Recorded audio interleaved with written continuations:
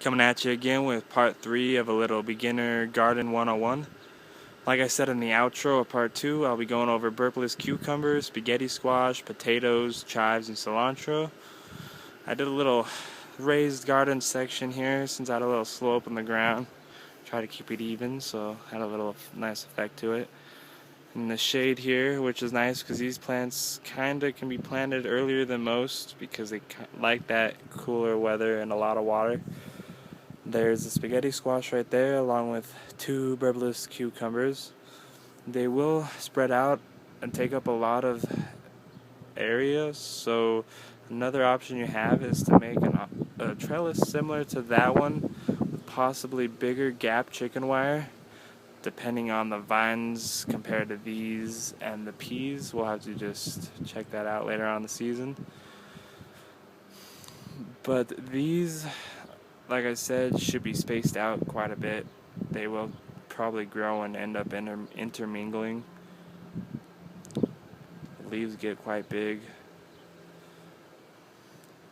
And then these 3 little rows here are potatoes. And potatoes are quite simple to plant. You can buy a bag of seed potatoes at a grocery store. You just got to make sure they're the right potatoes and not chemically formatted to not actually sprout and produce anything for you.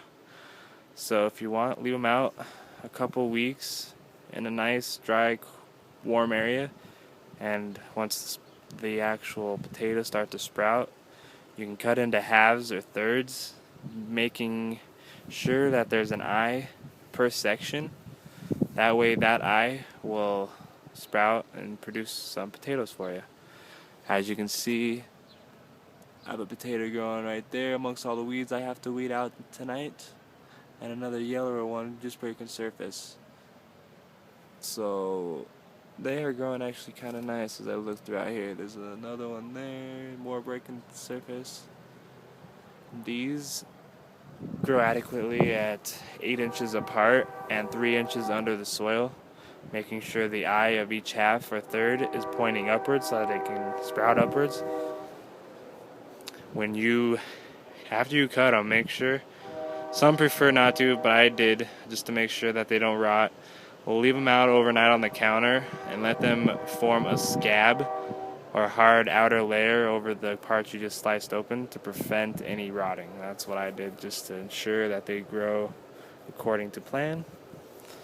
These right here, there's a patch right next to the stake there. Good foot by foot patch of cilantro seeds. They are just planted barely underneath the surface at 1/4 of an inch and an inch apart. And that is a chive plant. I will use both these for salsa and some pico de gallo, as well as the tomatoes here. So that pretty much actually rounds up this top plot. I got a walking path there, and I got a lot of room. I should tell by the end of the season if I can fill it in with more cucumbers, more squash, zucchinis maybe. Who knows? Now into the kind of a couple hints to taking extra precautions towards your vegetables. As you can tell, I have these owl statues in here. Ward off any birds that want to eat the blossoms off tomatoes or any of the other vegetables they have growing. And one problem I had was with the peas. With the beans, I found evidence right there of bird droppings. That one was lunching on one of the leaves growing out. So depending on if it will grow back, I might just dig it up, let the other plants focus on growing. But I use those birds as protection, or I put some chicken wire enveloping around that to keep anything out.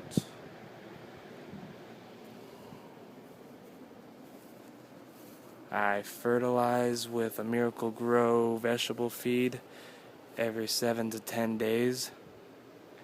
It is an attachment you can hook up to a gardening hose, hook up a bottle of feed to it, and giving the according amount of feed to the vegetables, varying on square foot of area you have planted.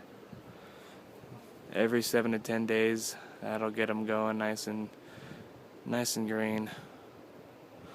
So thanks for joining me again. I'm open for any questions.